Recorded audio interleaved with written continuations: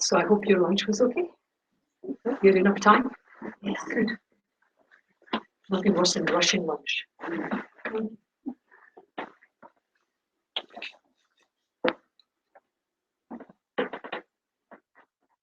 So this morning we were looking at this journey from bondage to freedom, the path of the Lam-Rim and its context within the Four Noble Truths. And we said that the energy needed, the lively energy that's needed to be able to walk this path, really depends, almost 100% depends on us recognizing that we have the qualities to do this and identifying with these qualities. If we keep the attitude that's less than that, the attitude of, depression.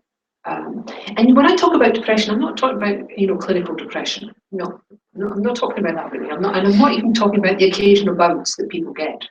Personally, I think it's quite a reasonable response to what's going on. Who wouldn't be depressed? I'm talking about that low energy, can't be bothered, nothing really matters, that type of depression, There's no energy in that. So recognizing that we have those qualities, identifying with those qualities, and not with others, not with those negative qualities.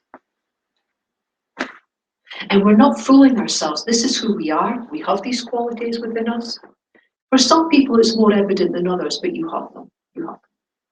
So now just identify and then develop. Straightforward, really. It helps being quite joyful. This is quite helpful. But you're only joyful if you're really getting something that you value, really, something that's joyous. If you can see that these qualities are going to lead you out of bondage, then it's actually quite joyous. And then if you understand how rare the opportunity is in this world, I mean, human rebirth is rare anyway, but a precious or a perfect human rebirth is extremely rare.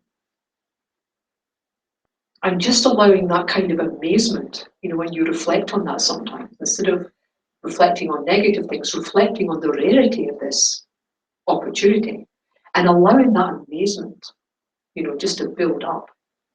Honestly, it's like an internal joyous shower. Just when you finish this type of meditation, you feel you can do anything. Anything. So once you've got that energy, you then think, what am I going to do with it? And this is where understanding the eight worldly dharmas come into it. Understanding how we're using our energy now. And saying to yourself, is this energy doing what I want it to do, i.e. bring me permanent happiness, long-lasting happiness? If it is, and it's causing you no problem whatsoever, then we're fine. We find something else to do. But if you look at it closely and you realize I'm spending a lot of time, energy and motivation, and I'm still not getting what I need. I'm not getting genuine happiness. At best, I get temporary alleviation of suffering or temporary happiness. But even when I'm happy, I'm not really happy. I'm waiting for it to go wrong. Really, we're just waiting for it to go wrong. It always reminds me of we had a few years ago, we had a really good summer in Scotland, really good. Mm-hmm. And everybody was commenting on it. It was on the news and everything. We went up to one lady in a village on the west coast of Scotland, and the reporter said to her, "What do you think about this wonderful weather?" And the sun was scorching. And she said, it'll no last. That was an only comment. And there's something, this discontentment. There's something about this discontentment. Something about knowing it's not going to last. Why do you know it's not going to last? Well, you've been here before. So once you understand that, then you're thinking to yourself, well, what's going on, with these eight worldly dharmas? Well, basically, you're looking outwards for your causes of happiness and unhappiness. And oftentimes, this looking outwards is usually to another person as well. We invest an awful lot in another individual. And then when they let us down, always remembering, they're the ones that let us down. But actually, they're in the same boat as you.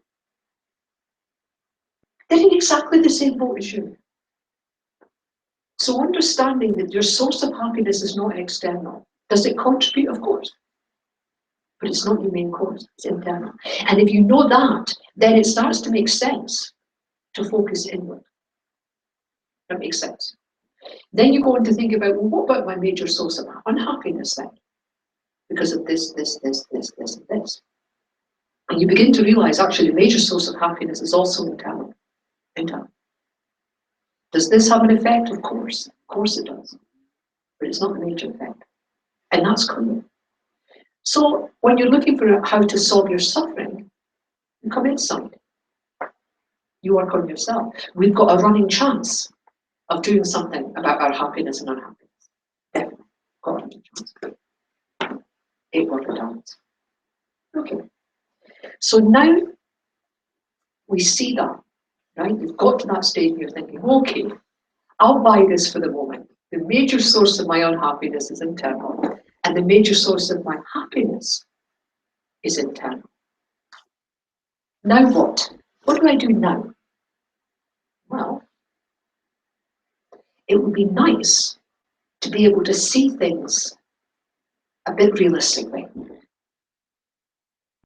And what do I mean by that? I mean, we need to start to see that the phenomena that we see around us isn't just a lump. It wasn't always there. It will not always be there. And it's not there because of its own character. These all come together. You, me, all these other phenomena here came together through causes and conditions. Now, we're sitting here thinking, I know that. I know I'm not stupid. I know that I wasn't always here. And I know that myself, these books, this table, other people are dependent on many things. Cause and effect, causes and conditions, their parts being labeled by mind, all these things causing together. Now that's true. Up here, most people, in fact, I've only ever met a few people who don't actually know that's true. They may not know the ins and outs of universal impermanence from a physics point of view, may not know that. But they know things come about through causes and conditions. There's only a few people I've ever met, and mostly when I worked in prisons, very poorly educated people. It was an awful shock to them. But it's not a shock to us. So what's the problem? The problem is what we know up here, we don't use here. Although we know things come about through causes and conditions, and those things that come about through causes and conditions we call impermanent phenomena, we don't behave as if that's the case. We behave as if the opposite is the case. And we can see that on how we see ourselves, particularly ourselves, and other people, let alone phenomena. When we think of impermanence, just think for a minute. Impermanence. What do we mean by it? If I say to you, all conditioned phenomena are impermanent. They came about through causes and conditions. They came about because of their parts, and they came about by being labeled. They are impermanent phenomena. When we think of impermanence, what comes to our mind? Just think for a minute.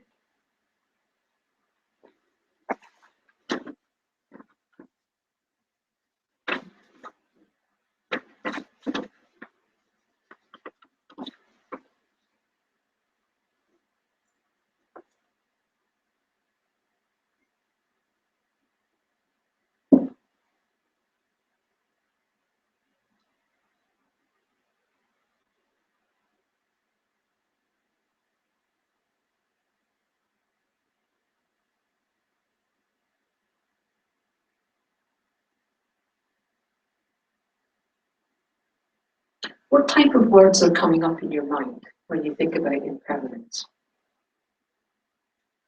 Permanence. The opposite. The opposite permanence. Well, that's true. Are there such things as permanent phenomena? Yes. Oh, yes. Yes. But if someone was ever to ask you the question, is this, in the name of phenomena, permanent or impermanent? You have a 99.99999% chance of being right when you say, well, I think that's it. If you're going to hedge your bet with impermanence. But there is such a thing as permanent phenomena. That's true. That's true. Permanent phenomena, such as emptiness. Emptiness is a permanent phenomena. Unproduced space is a permanent phenomenon. Concepts such as time is a permanent phenomenon. So when you think of permanent phenomena, you're thinking about phenomena that do not come about through causes and conditions. That's to start with. They don't come about through causes and conditions. They are dependent on their parts. So there's still a dependent arising. But they don't come about through causes and conditions. And because permanent phenomena doesn't come about through causes and conditions, they don't disintegrate at all. Also, they don't function. They don't have a functionality. You cannot see them doing anything. Also, permanent phenomena tends to be not seen through the five senses. It tends to be inferred through mental consciousness. You tend to see through impermanence. You tend to see through what is not there to what is there, inferring what is there. So don't think I'm saying there's no such thing as permanent phenomena. There is. But when we talk about conditioned phenomena, that's always impermanent. Always. So what do we mean by impermanence? This is important because now we've got the eight-worldly dharma sorted out in our head. What kind could be the first step in just beginning to see things differently? What comes to your mind when you think of impermanence? Ever-changing. Ever-changing. Who said that? Excellent. Thank you. Ever-changing. Now this is extremely important. Ever-changing. Yet this society and we almost innately put value on things that don't change. That's what we do. The worst insult where I come from is to say to someone, well, you've changed. That's an insult. Really, where I come from, that's a big insult. And you go, duh. There's a value placed on something. It's true, isn't it? There's a value placed on not changing. So already, not only do we not see things changing, but there's a value system going on that is urging you not to see this change. Urging you. What else comes to mind when you think about impermanence? The meditation you did first day on flow. Flow. Yeah, the flow going through our lives. Yes. To the birth. Yes. That feeling you gave us first day. Yes. That flow. Because impermanence means action. It means that it's not static. It means that it can be altered, changed, adapted, adjusted. If it wasn't for impermanence, how on earth would we learn anything? We'd learn nothing. We couldn't change or develop. But because phenomena, conditioned phenomena are impermanent, they're up for grabs.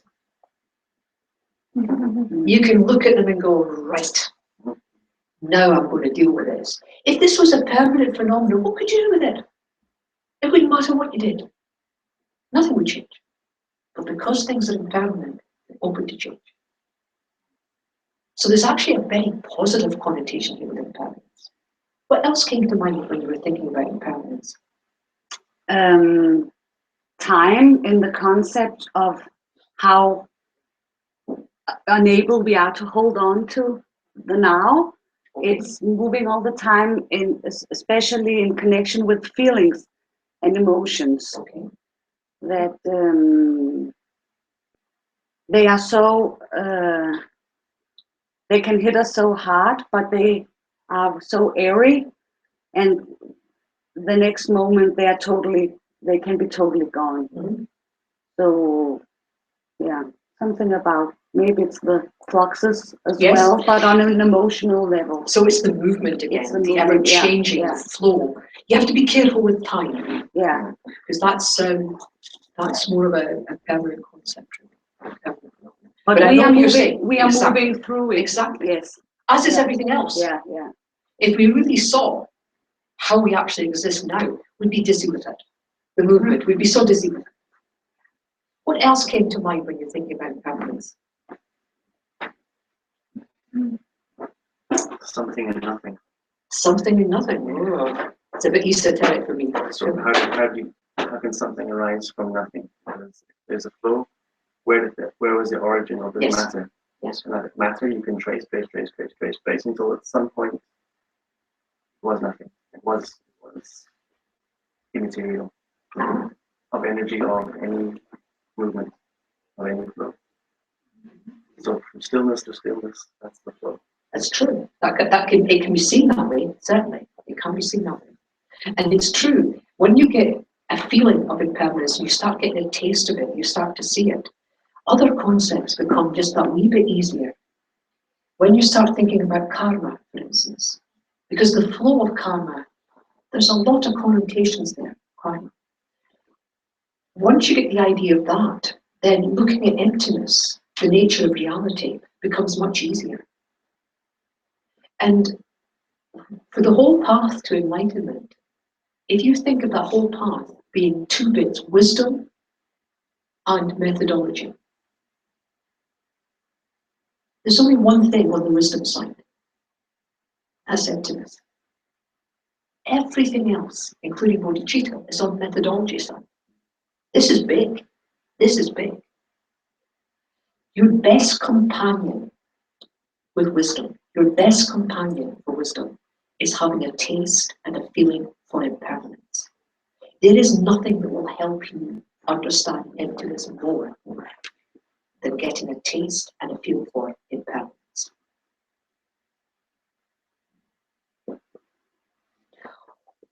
You know, in the Dharma they say all phenomena that exist, you have kind of type of phenomena called manifest phenomena. And that's phenomena that's kind of visual, it's to your senses. Your senses can take it in. Then they've got what's called slightly hidden or slightly obscured phenomena, because you can do phenomena 101 different ways, but this is quite interesting. Slightly hidden phenomena. And that's a kind of phenomena that you don't really get through your senses, and it's only really accessible through logic, and reasoning, slightly hidden. And impermanence would fall into that. Impermanence would fall, slightly hidden phenomena. Not directly visible, not directly touchable, but through inferences there. And then you get what's called very obscure phenomena. Things that even through logic is difficult to get. You kind of need to directly experience it. You need to directly experience that. It's just another way of looking at phenomena. Before I go into meditation, why do I want to make this clear? I want to make it clear because there are 4 seals. You might have heard of this, the 4 seals of Tibetan Buddhism. 4 seals. And when they talk about seals in Tibet, I mean, they used to do it in the 50s. I remember my mother used to have a wax pen, which you heated. And if you were sending a parcel and you had important documents, you kind of waxed it closed. And then if you were rich, you'd have a seal that you put on it, and nobody touched that. That was yours. The 4 seals in Tibetan Buddhism, the very first one, all conditioned phenomena are impermanent. Now think about it. They could have chosen anything to say. Be nice. Could have said that. Yeah. First seal, be nice. First seal, be wise. First seal could have been, be compassionate. No. The first seal of Tibetan Buddhism is all conditioned phenomena are impermanent. And we need to get that. Now, where does the error come in? Well, there's lots of ways for error. When we think of impermanence and we think of, for instance, this building, and I say to you, this building is an impermanent structure. You go, damn, course. Yeah. But what are you thinking? Mostly, when someone says that to you, or when you see something and you think, oh yeah, that's impermanent. Yeah. What you're thinking about is, it's going to stay like that for a while. Then something will happen to it. A plane will crash into it. One of the bricks will go. The weather will get at it. And then it will disappear. That means it's impermanent. This is what we tend to think of as impermanence. Right? And that makes sense. This is not deep enough for the first seal of Tibetan Buddhism. When they talk about impermanence, they mean this: that within the conditioned phenomena, as it arises, there's not a split moment when it's not disintegrating. That's what it means. Think about it. But that's not how we view things. Intellectually, we say, I understand impermanence, because there is that, and after a while, it will not be there again, because something will happen to it. But within itself, within its very moment of existence, within the very moment of all the parts being assembled, before that structure is put together, already it's being constructed with parts that are already disintegrating. Not a moment, not a split moment, where something comes into being and doesn't disintegrate. That's what you mean by impermanence. So it can't be understood. So it can't be understood. It can, yes. It's only slightly hidden, it's only slightly obscured through logic. But when you understand, cognitive understanding. Yes, So understanding it is a thought arising, which is disintegrating even while it's arising. yes. So the understanding is disintegrating. The sense of the, yeah, you get what I'm. Yes, I do. Yeah, Yes, I do. it's just If tricking my mind. Yeah, I know. I know. Driving me mad. I've been lucky enough to be taught by Alan Wallace, who's a scientist himself and has done many workshops with physicists. And if you say this to physicists, they go, of course. Because recent advances have made it very clear. I mean, their idea of universal impermanence is very, very, very close to the Buddha's understanding. How did the Buddha come up with this? It wasn't with technology, it was with his mind. He came up with this with his mind. So the first seal of Tibetan Buddhism is extremely important, and we need to understand that, not just through external things happening to objects like ourselves, within that. Do you remember we talked about the Four Noble Truths? And we said the first noble truth was suffering, and the second was the origin. You have to abandon that, right? What's the origin of suffering? Where is it? If you're going to abandon something, you need to find it. Eh? No use walking about going, I abandon it. What you abandon, I don't know what it is. Where is it? It's within suffering itself. It's within suffering itself. That's its origin. So if you can get rid of suffering, you get rid of the origin. And this is very closely linked to this impermanence. So the second seal of Tibetan Buddhism is all contaminated phenomena are the nature of suffering. And what are they talking about here? They're talking about phenomena, and we enact on that phenomena with delusions, our actions, and what is underneath those delusion and actions, totally contaminated. And we'll go into that when we do the Four Noble Truths. So all contaminated phenomena are the nature of suffering. Well, okay, now what? Third seal. All phenomena are selfless and empty. There's the solution. There's the solution. The nature of reality, understand that. No suffering. No suffering, no origin. That's the third seal. The fourth seal, nirvana alone is peace. achieve it. This is why we're spending a bit of time on this, so that when we do the meditation, we know what we're talking about, being very, very clear. That we're talking about moment to moment. And in fact, between that moment and that moment, there's not a space in there where there's not a kind of disintegration, change. Is it?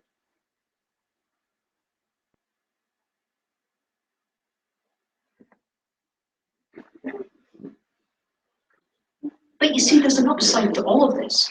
There's an upside to all of this. Why would you hang on to something like that?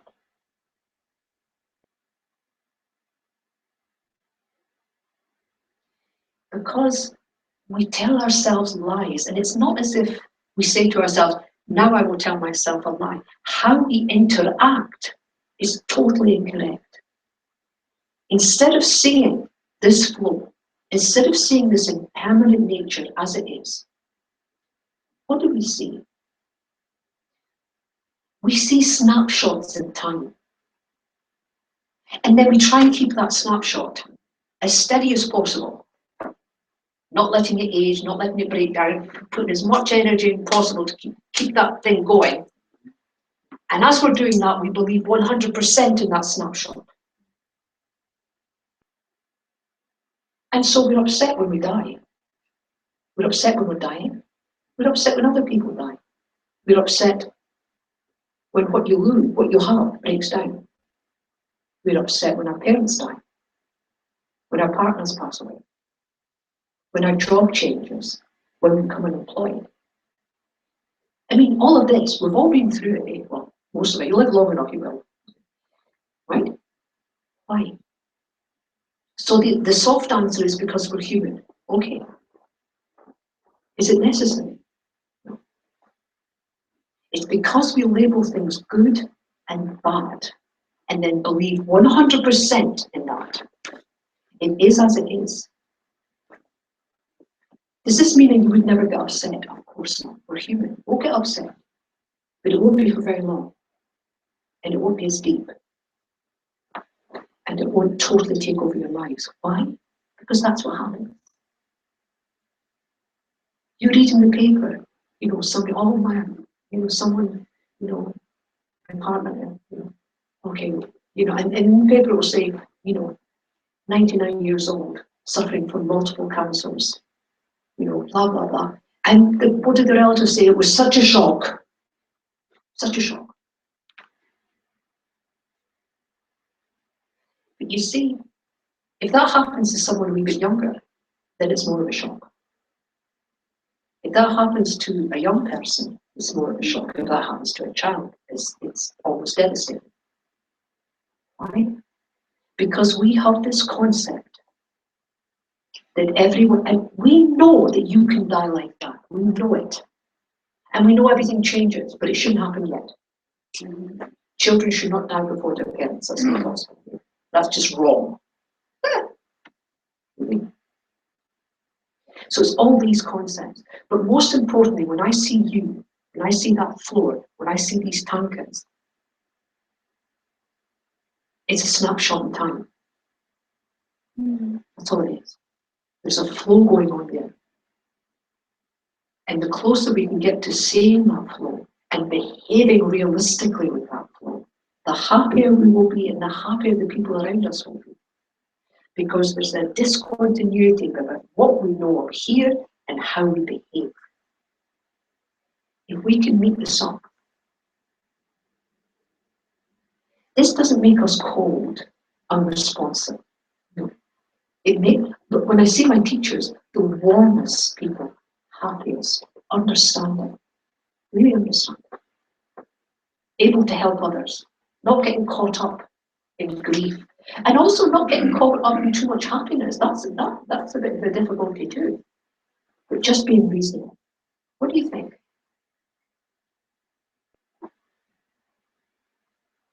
Yes, please. Yes, Yes, please. It's worth spending the time getting a good grip on this. As I say, when you start looking at karma and you start looking at emptiness, this will be your best friend.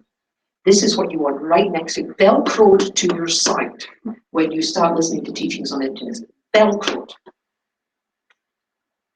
Once you get that karma and emptiness, particularly emptiness, but you can see in karma too, because of the flow. Because of the flow. Okay. Any questions about that? So we're clear about this change being inherent, actually being within the object itself. From the moment of existence, from the moment of becoming, has its seed of its own destruction. It does not require an external force. And you can, I mean, if you take someone and put them in, a person as a child, and you put them in the best environment in the world, and you give them the best food and the best education, and you protect, will that person die? Yes. But why? Nobody's come and starved them. Nothing's, they've not eaten poisonous food, they've not been run over by a car. Where's the external factor there? No external factor. Already there. It's the same with all phenomena, all conditioned phenomena. Now, on the prayers that we do, there's a verse that says, the second last verse.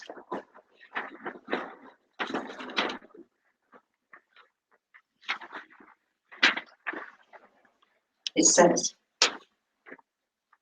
a star, a mirage, a flame of a lamp, an illusion, a drop of dew, a bubble, a dream, a flash of lightning, a cloud.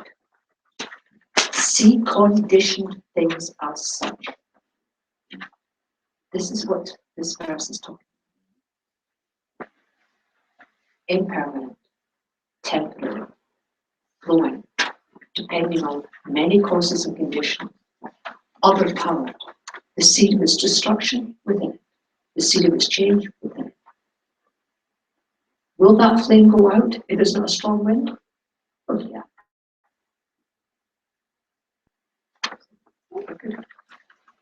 But we can do some meditation.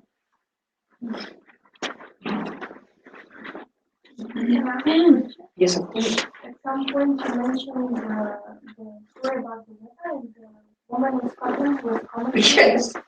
I didn't really understand what you meant with it because It's just a case of, even when things are going right, there's something within us that are just waiting for it to go wrong. It's almost as if we know it's temporary. I understand that, but for example, contemplating impermanence has been very helpful for me, like in everyday life, as a method to just like as a homework to kind of remind myself of it in different situations.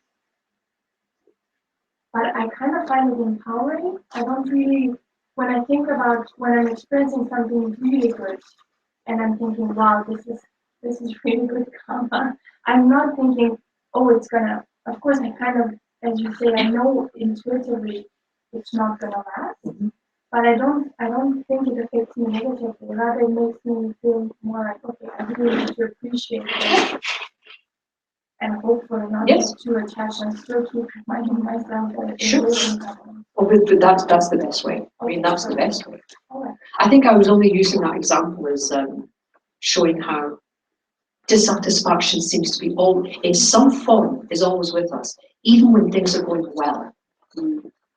It's almost like you're continuously looking over your shoulder, waiting for it to happen.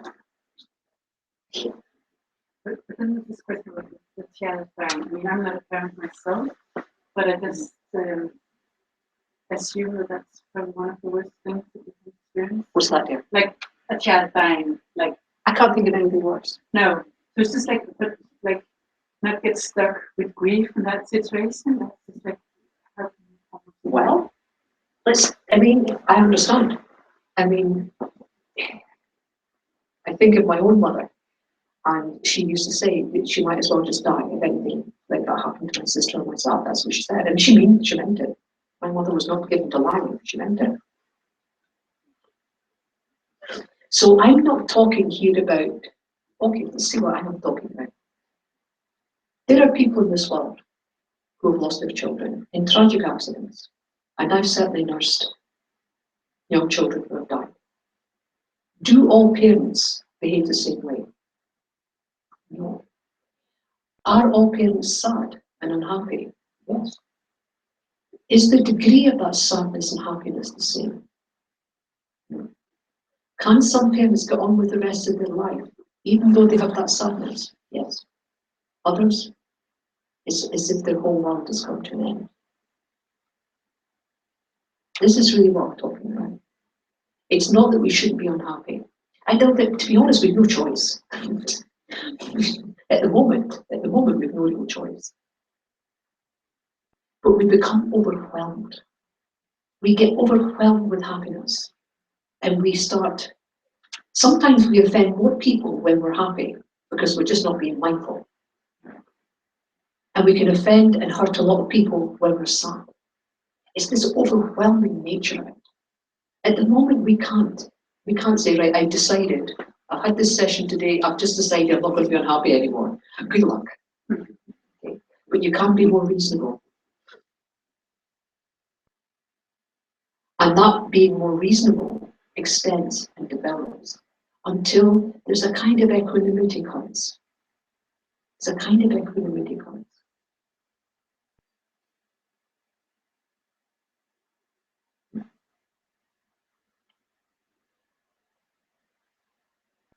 Anyone else? Okay. So, if you can center yourself.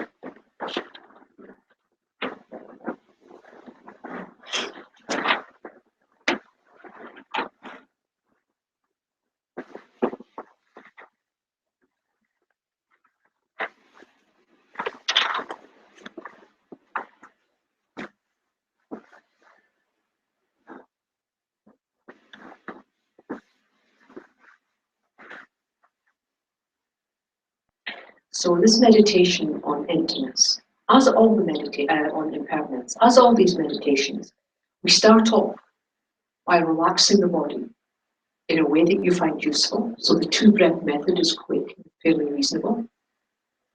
Then we use analytical meditation. And I talked about analytical meditation at the beginning of the week. Within this meditation, the majority of it will be analysis. And for analytical meditation, we're going to use internal visualizations, creativity, understanding, some knowledge comes in. So it's quite an active process. It's an active process. And it's there in order to move the mind from a poor understanding of something and move it towards a more realistic, truer understanding of the topic. And that takes analysis. Analysis moves the mind. There'll come a time in this meditation where I'll say to you, please generate this or try to generate that, then focus. And when I say that, what I want you to do is stop the analysis, the chatter. Come to a conclusion. Now, it could be a conclusion about emptiness.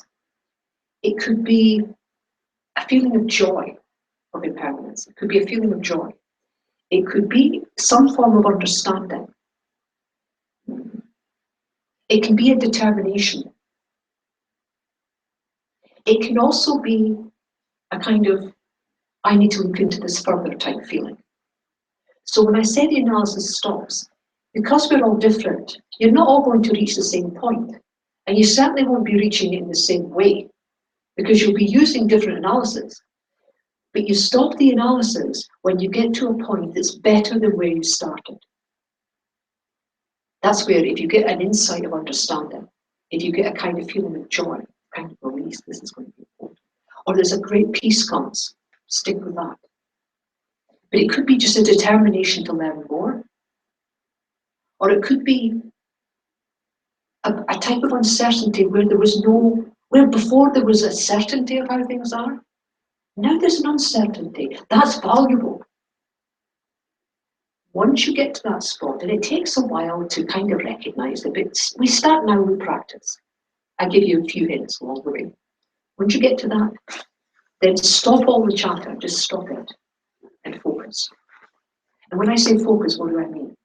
I mean, stop the mental chatter and the conclusion you come to in your mind, the conscious conclusion, just try to gently, not like this, gently, just hold it with your mind.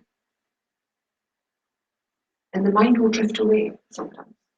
And you just bring it back to that conclusion. It drifts away. You gently bring it back.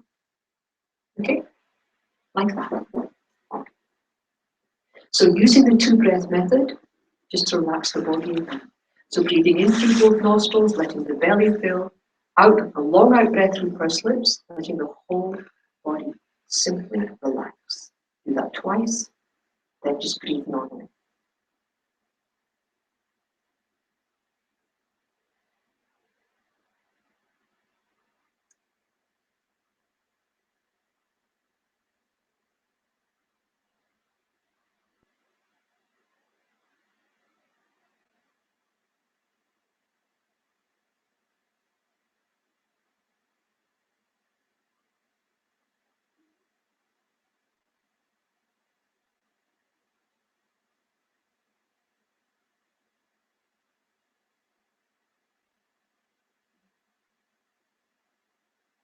And now we begin to mentally examine every part of your body.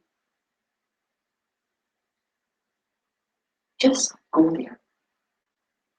The bones, the muscles, the tissue, the blood, the organs. Examine their texture, shape, temperature. Experience the density, the fluidity. Feel the body at work, all the movements, all the parts.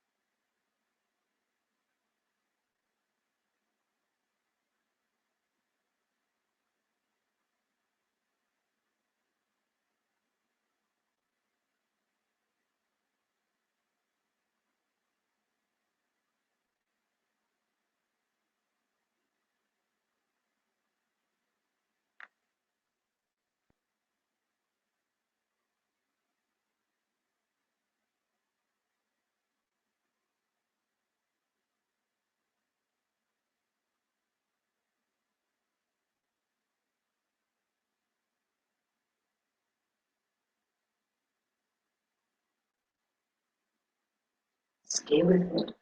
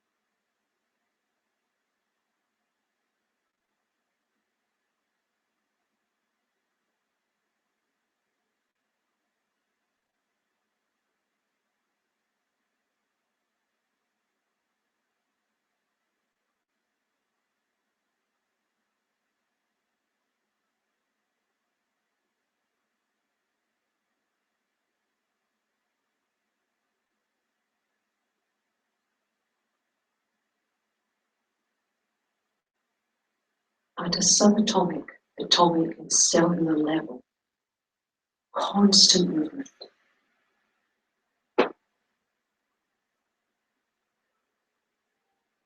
Cells and elements coming together, reproducing, dying, disintegrating. Always in motion. Nothing static anywhere. Try to immerse yourself in that motion.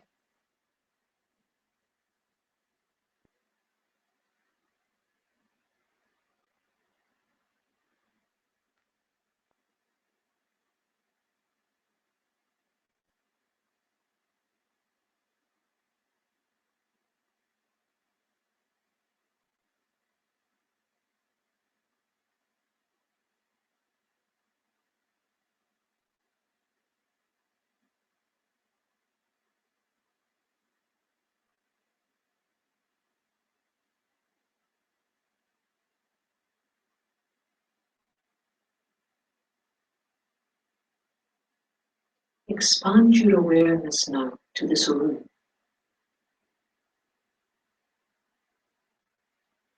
Mentally visualize everything in this room.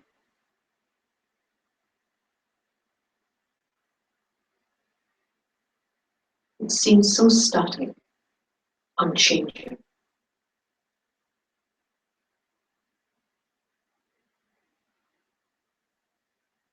Yet the reality is everything here is just a mass of tiny particles whizzing around all over the place, coming together, disintegrating, ever moving, ever changing. Try to feel that. Nothing static.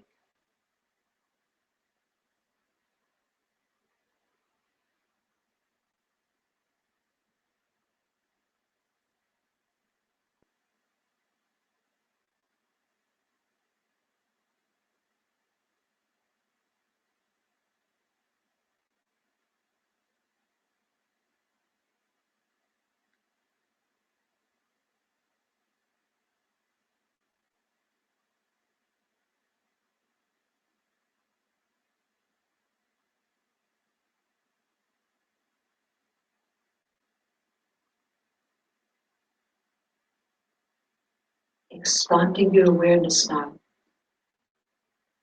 to all the streets in Copenhagen, all the buildings and the people. They seem solid, unchanging entities, but actually fluctuating all the time, gathering, dispersing, disintegrating, changing.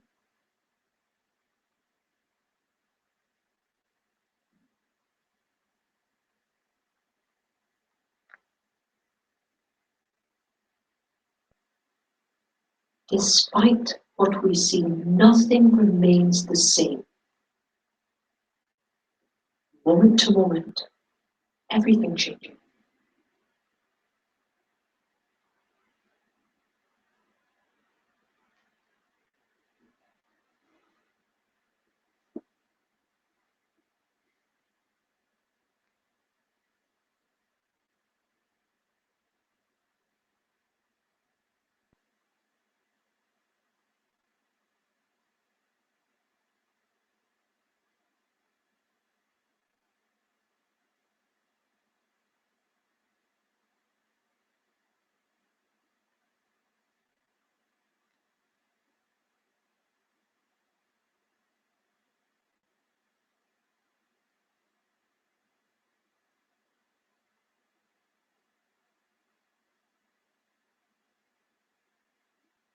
Try to conclude there's no sense in clinging on to people and objects as if they were permanent and unchanging.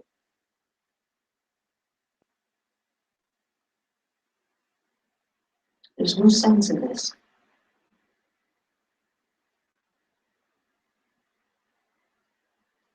We need to be more realistic.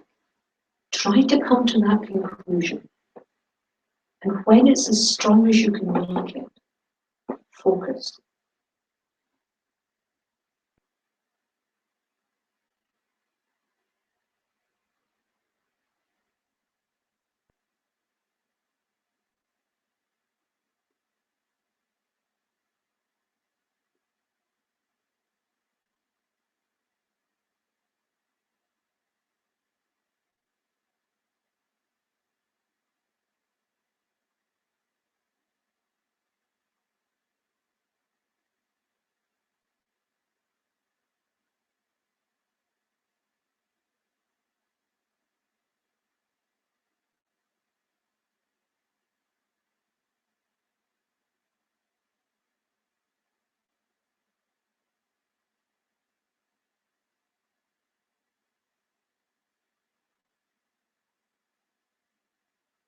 Consider now, these external phenomena cannot be the source of any genuine, lasting happiness. So there's no need to grasp at it. No need to get frustrated. No need for overwhelming grief. It is as it is. Not the source of our happiness. Try to come to that decision and focus.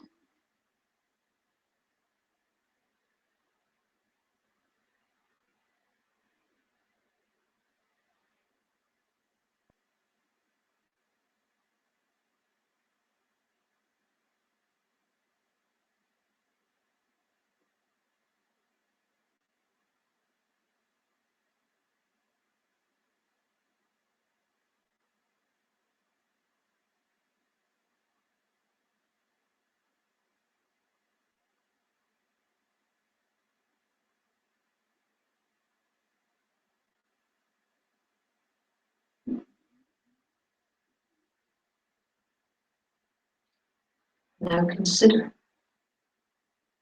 our conscious experience, our mind, is in exactly the same condition. Flowing, ever-changing. Thoughts, ideas, emotions flashing by.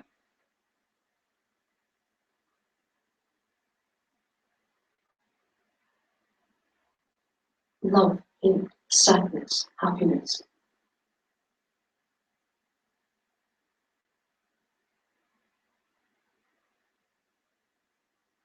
Different thoughts, different concepts, totally crowding our mind.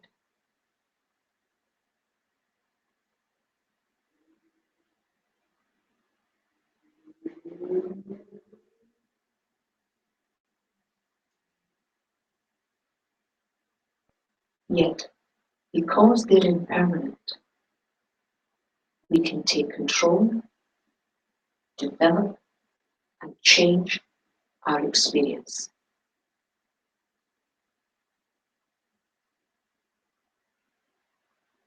It is within our grasp to transform and change our mind and life. Try to build that up in your mind, that kind of power.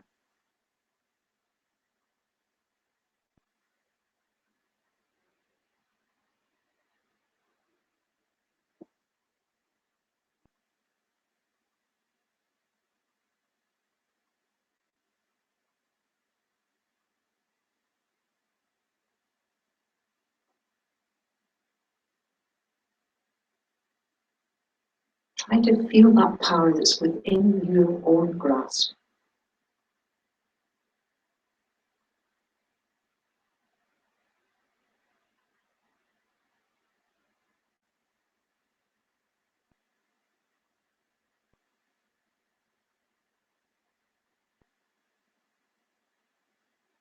Build up a determination to become familiar with this transient nature of phenomena.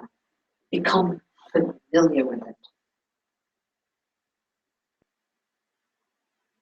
Build up a determination to expect it.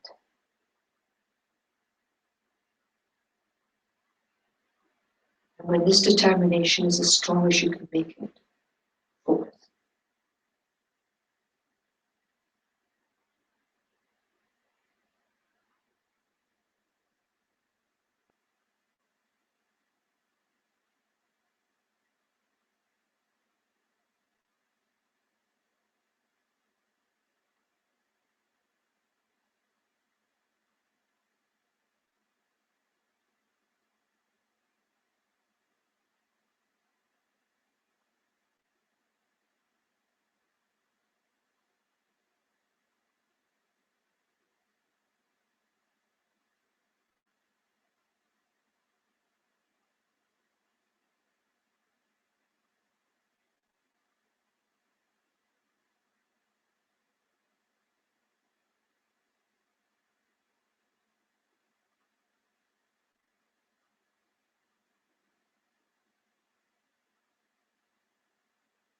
I will become familiar with the transient nature, and I will expect it, and focus.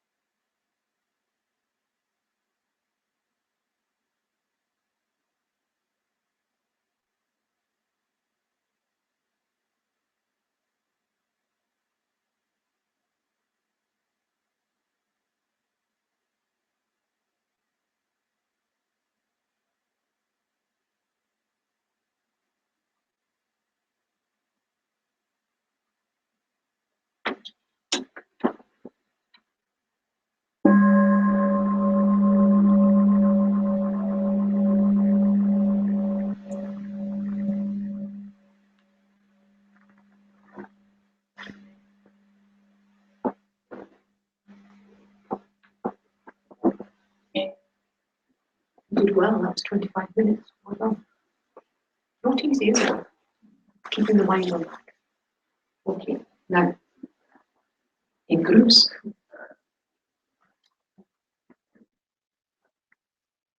I want you to ask within your groups, why is my understanding of impermanence so at odds with my behavior? Because the premise is that we may know something, but we behave as if the opposite is true. Things are permanent and changing until something happens, but still permanent. And then something happens, why? And if you can, choose an example. Give each other an example of something you know to be impermanent, but your behavior towards it is the opposite. See, it's that dichotomy we have to work with. Why is what we know so at odds with how we behave? And if you can, use an example. So again, please, right? 15 minutes no more. Because I am aware that we'll have a coffee break about 3 o'clock. I've been working days like the one.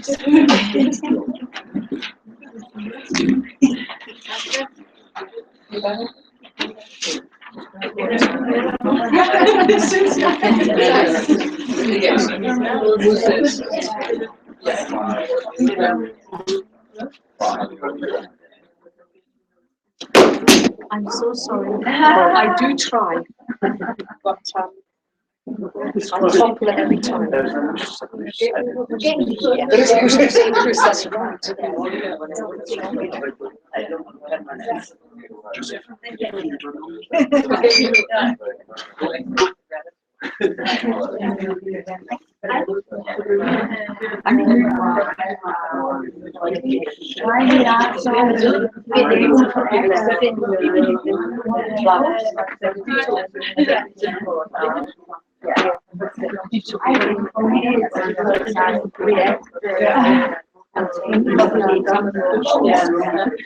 The emotions that arise through the energy.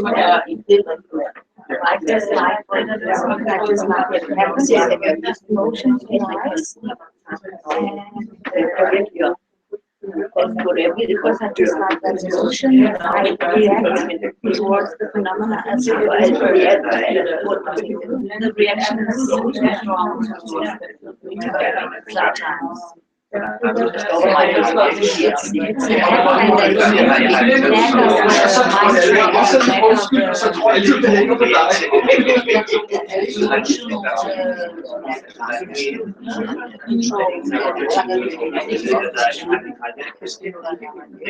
Attachment to one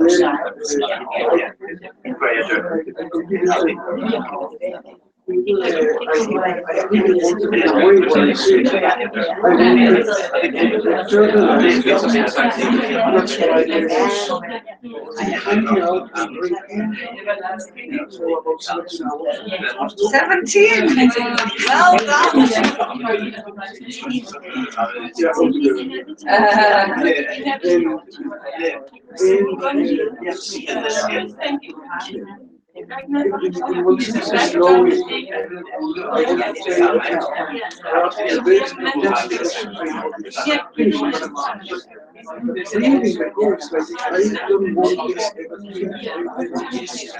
Well experience, sensations, whatever You're not reacting as if it is impermanent, you are reacting as if actually you are actually controlling it. Well, you know it's going to end. Interest of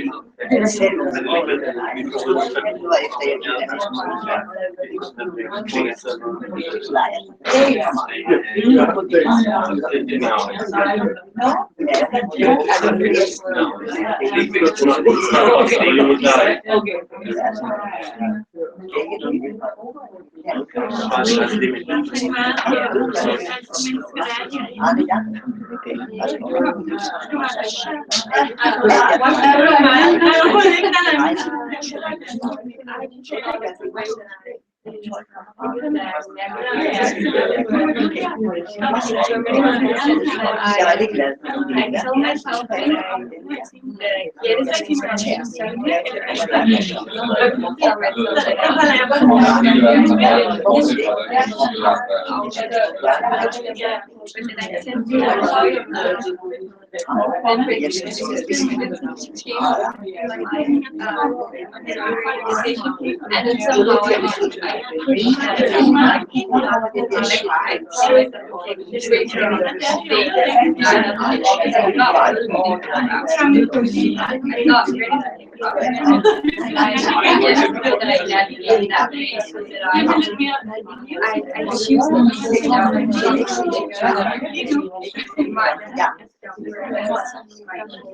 Yeah. There are certain things that are not that I thought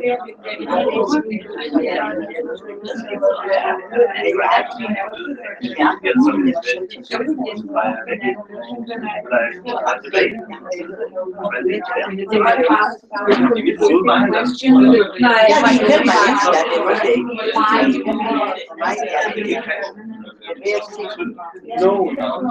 Yes, we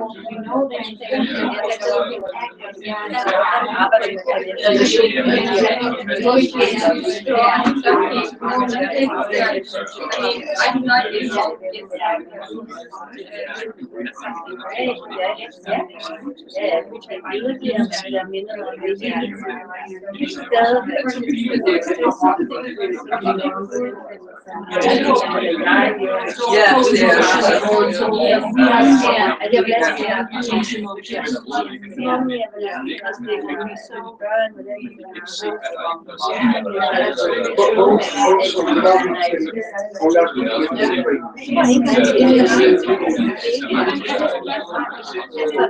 We know, but we are. No, another way to put the meals that maybe tastier and even faster, whatever. But you can always know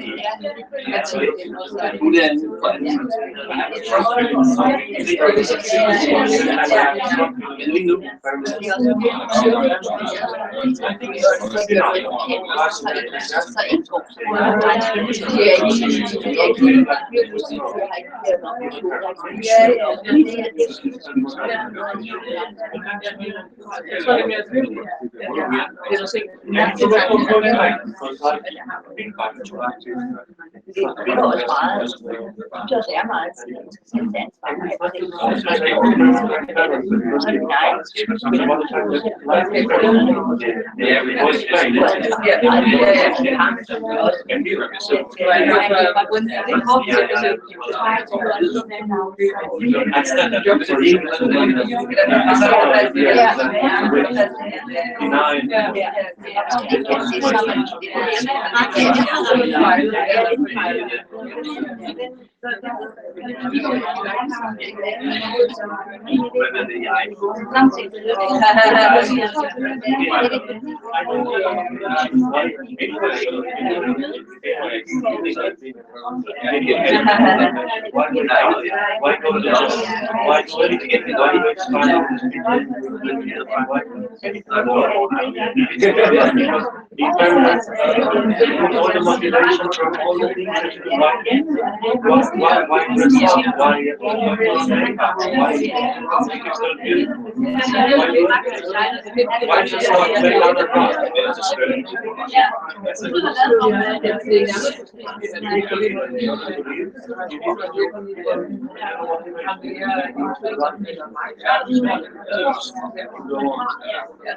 why would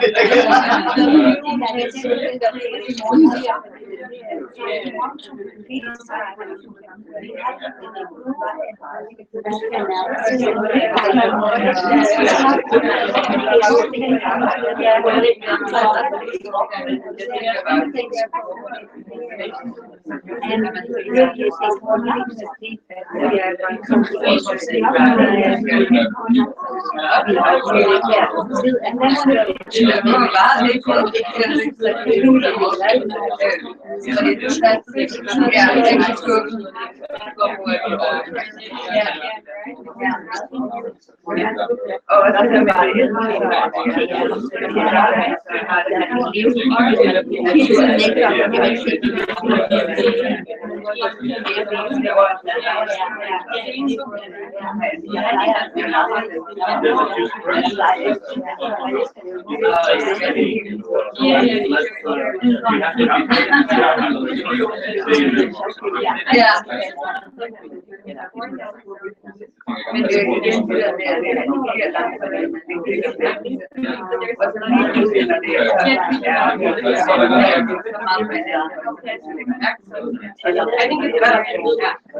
It is very in some way There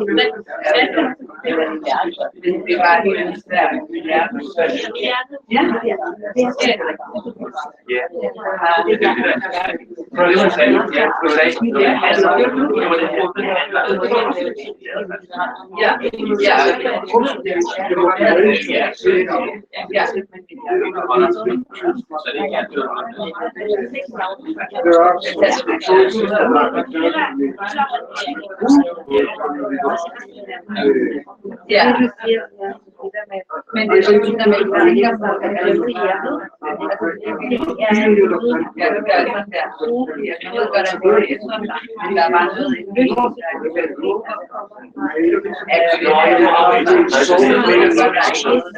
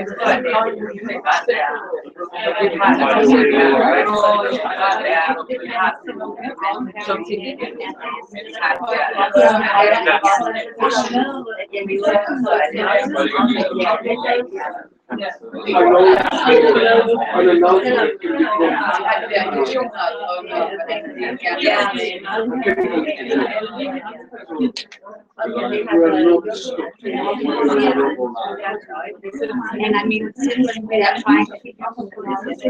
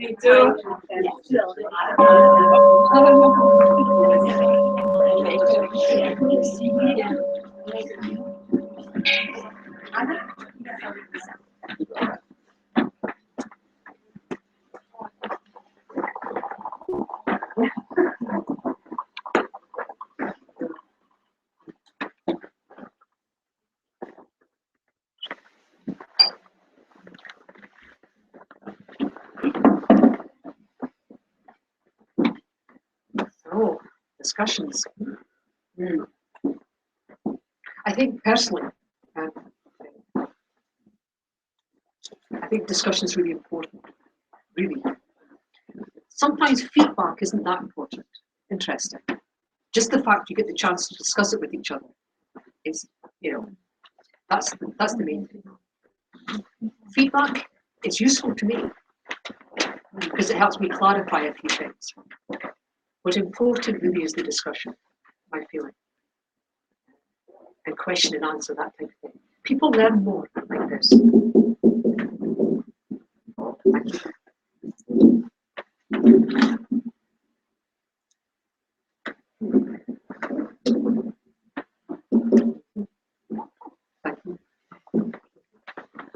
So,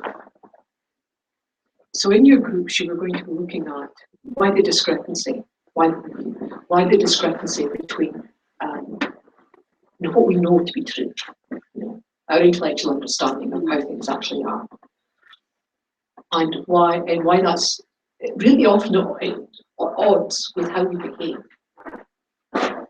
Why is there that discrepancy? Now, the easy answer is habit. Okay, so I'll just tell you that now. So in your discussions, can you let me know what type of things you were doing? Particularly if you had examples you gave each other, that's quite useful. We talked about that in our culture and our upbringing. There's nothing that tells us that really that things are impermanent. We learn that we don't get that tell that things are impermanent in our whatever, from our parents, from the culture, from TV, from everything. We just sort of see things like they're going to last or something like this. And then I had my personal story with my sister. Like, we have very, very difficult relationship until our mother died like 3 years ago. Well, really, we were enemies, and I had this whole idea of her, like he was like this big monster, And when our mother died, it was like these stories also died because our mother sort of kept them alive in a way. So now we're very good friends, and we had these problems like all our lives. We're really, really, really very difficult. So like things can change. Like, wow, she was really my enemy, and now she's my very good friend. Yeah. And this is true, isn't it? And when you think, what is it happens when an enemy becomes a friend? What's the trigger? Usually, when they do something for me. Really? That's how superficial my understanding is. That's how superficial our understanding of impermanence is. Imagine, you must have been in situations where there's people you hated or disliked or would have crossed the road to avoid. Then something happens. Usually they've done something for you or they were helpful in some way, and they become a friend. So where you had a permanently unchanging enemy, you now have a really good friend. And of course, they'll always be your friend. But that's how we behave. And someone who was previously your friend, you know that person, don't you? Someone that you helped, that you've been like sisters or brothers. It just took one thing for that to change totally. And it's as if there was this permanent friend I had, and then something outside happened, and they then became my permanent enemy. And that'll be that for a while. Then maybe something will come along from outside and affect it, and they might become my permanent friend again. We've been in that situation. Yeah. What else came out in your discussions?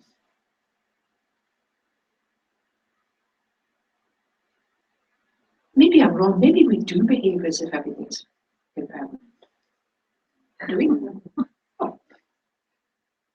I had a feeling we actually had quite an interesting discussion about I just had this feeling that that there are some things that we, maybe because of emotions or fear, tend to skip or avoid, right? And at least for me, it was so that during the meditation, different things came up that where it was okay for me to think that they were impermanent. It could even be a good girlfriend, right? Thinking that, oh, I love her, but yet it's all I can live with the fact that she's impermanent. Yeah. But then my sister, she like came up, right? I was like, I pushed her back because I just thought, let's wait. I can sort of like meditate on her when I'm 90, right? Because it was just I didn't want to deal with the fact that she's impermanent, right? And I feel that I'm in general navigating through it in a way that I choose what I can live with the fact that my job is impermanent, yet not she. Yeah. And that may be the only way to handle it at the moment. But what's not healthy is keeping it like that.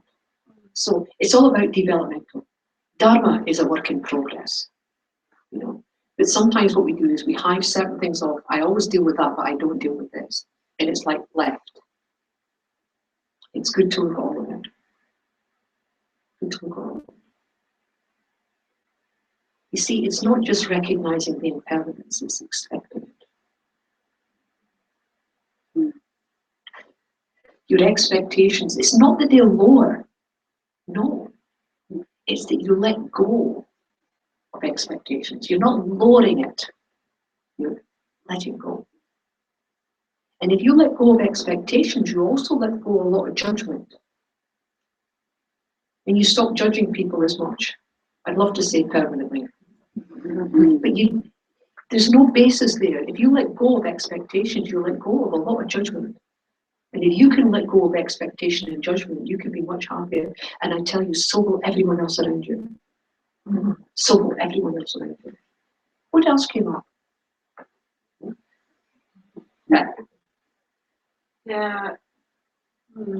For this discussion, I think on a daily basis is thinking about that everything is impermanent, and if with this it's coming a lot of gratitude and thankfulness for life, things, and my husband and all this. And then when actually things is happening, somebody I like very much, even if I know it's impermanent, they die, I'm totally in shock, and my reaction is very heavy, even if I know it's gross. So in one way, the intellect is on a daily basis, but then when it actually happens, I'm totally... We allow our deluded emotions to override our intellect. Could you say that? We allow our delusions and our deluded emotions to override our intellect. There are times when allowing your going with the flow with your intuition works. Of course it does. There's times when you get inspiration which doesn't seem to be based on any logic. And, most of us take advantage of that. It's wonderful. But when you're looking at reality, how things are, then we have to start being a wee bit more logical, a wee bit more reasonable, and start to err on the side of logic. You see, that doesn't stop intuition, and it doesn't stop instinct. It just gives you a better base to make decisions. Just gives you that basis to make decisions. I had a break-in in my car yesterday. Car? Yeah, and it was like, okay. Yeah, where before, as a kid, when I saw my parents' reaction to a break-in, wow, and you have to, and insurance and something. So there was also something in me that it's kind of wrong not to react very strong. It's a new way of living. So it can feel wrong, and it can actually also, some people can react that they don't see no reaction in me when things happen, so it makes them very. So sometimes I almost feel I have to go, but I don't really feel it. It's like, So it's a very different way of living. It is. It is. And of course, I didn't expect to break in, but I know things happen. Yeah. You live in samsara, all these things happen. All these things happen. It's interesting though, your reaction can be born from understanding. That's a good way. But you can work the other way as well, Even if your understanding is not great, you can actually work on your reaction. So when something bad happens, even if your understanding of impermanence is not good, and that's not where you started with feeling, you can do that. Yes. Sometimes you need to tackle it from both ends. When I worked in prisons, there's a lot of violence in prisons. And the idea of responding immediately to any perceived threat or any perceived verbal put down, immediate, And you could, when we taught things, you could see them going, yeah, but you've got, with them, because it was so immediate and so violent, I erred on the side of saying, when this happens and you feel that emotion, do this. So it was like a technique to reduce that emotion. And that's perfectly acceptable, that's useful. But if you could also work on the understanding about why it's useful, then it becomes very tasty indeed. Very tasty indeed. You can react more accordingly. Yes, Right away. with being reasonable. You get plastic and tape and it's fixed. And sometimes I see people, telling someone a sad story or something like this at our centre. And this person says, yeah, this really happened, and I was really upset. And this person going, oh, that's awful, you must have felt so bad about it. And this person's going, well, yeah, actually it was. Oh my God. And the next thing I see is tears. But fine to start with. Well, the other person came into the mix. I never spoke to them, but I just thought it was interesting. Because sometimes we react with emotion to satisfy the other. We do. And of course, that's part of being human, isn't it? I mean, mirroring people's responses, that's part of being human. How are you accepted? Many ways to be accepted within society. You're not going to be accepted if you keep acting opposite to what they expect or opposite to their behavior. So there may be a time when mirroring that is useful. But if you're going to do it from logic, do it from knowledge, don't do it from uncontrolled. Yeah. And nobody can tell if you're doing it from being uncontrolled, and nobody will be able to tell if you're doing it from logic. This is why judging other people is not healthy. You have no idea why people are behaving like that at all. Until you achieve clairvoyance, you wouldn't know. Okay, what else? I was just thinking in regards to that, like this question that comes up for me is, well, then are you authentic? You see, because I always hear, oh, you're authentic, your authentic self, and that sort of thing. Is that authenticity if you control your reactions to things? Well, I think everything's in context, isn't it? I think when I use the word authentic, for me, it's coming from a reality-based understanding. This is my idea of authenticity. It's like, I am compassionate with myself, I have to tell you. I do not beat myself up for any reason.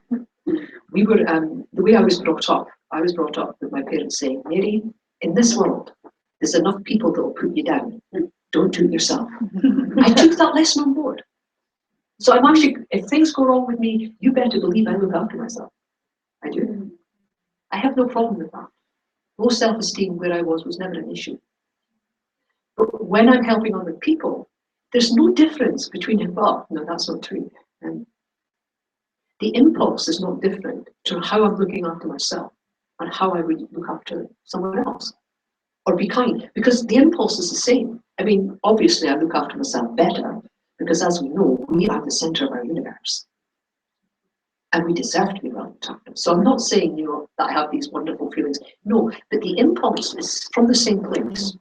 Now, some people see authenticity as being, let your nature shine through. Well, that's okay if your nature's nice, healthy, positive. If your nature's not like that, does that mean that you're not being authentic? So, I don't know.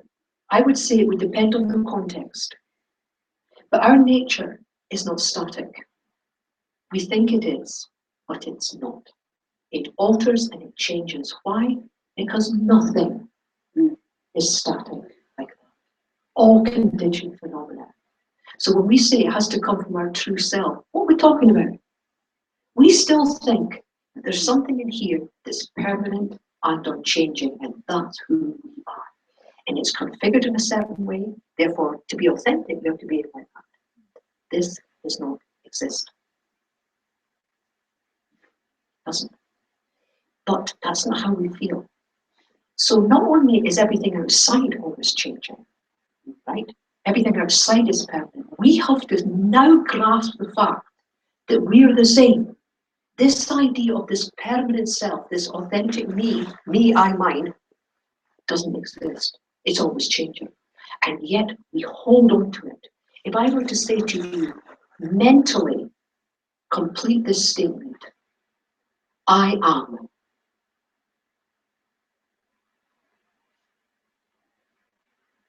I always.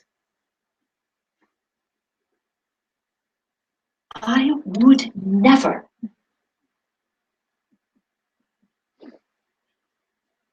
I like.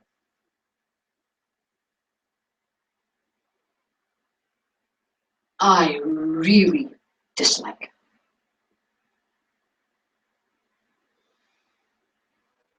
I believe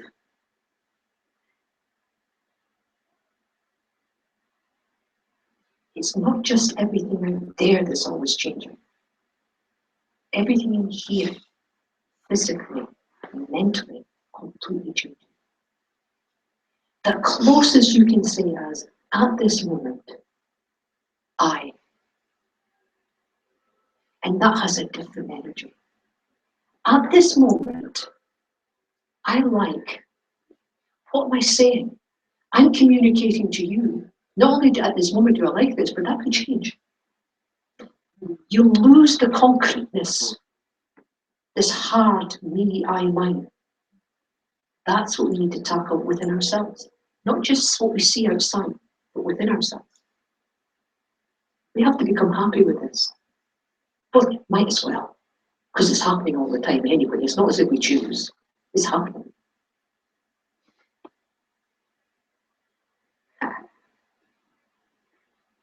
So impermanence is a big thing. It's a big thing. If we can start to view ourselves in the world a wee bit more realistically, using our understanding of moment-to-moment impermanence, not just gross impermanence, then we'll start working in accordance with reality. Our concrete view of the world around us and our concrete view of who we think we are, that will soften and break. And when something softens and breaks, it releases something else. It releases who you really are. Because who you really are is imprisoned in these concrete ideas. Totally. And you don't have to believe any of it. You just have to try it. You'll see.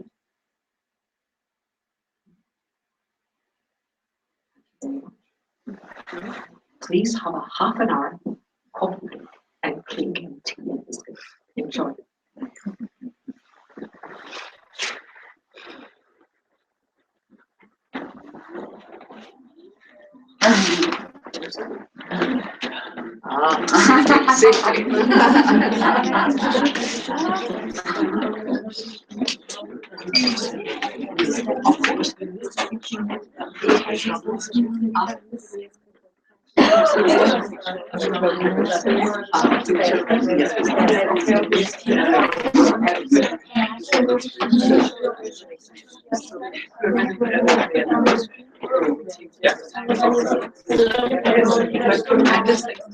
Yeah.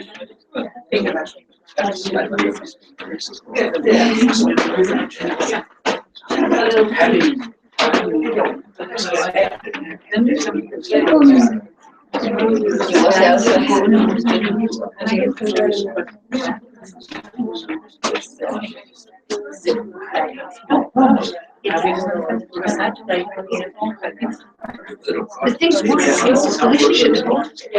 It's not every relationship breaks. No, it's every relationship changes. Yeah. So you change this. And if you've got friends, then you change with it. And you have happiness. It's never going to be the same. No. As long as you're in this, I'm not saying it's it's just one expands your attitude. Yes, that's it. Yes. And also, because it can also be like, passive. On your head, this tends to be the strength of the world. But it can also but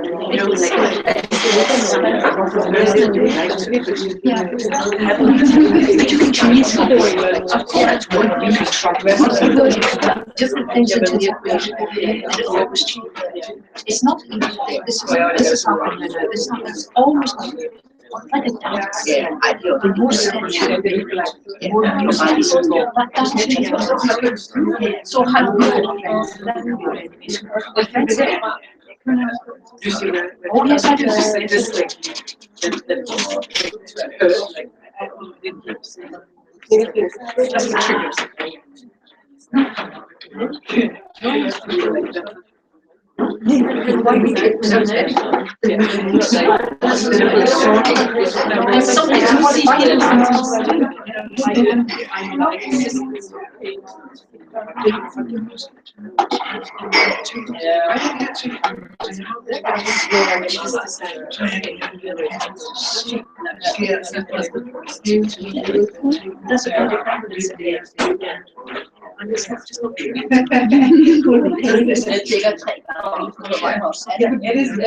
Sometimes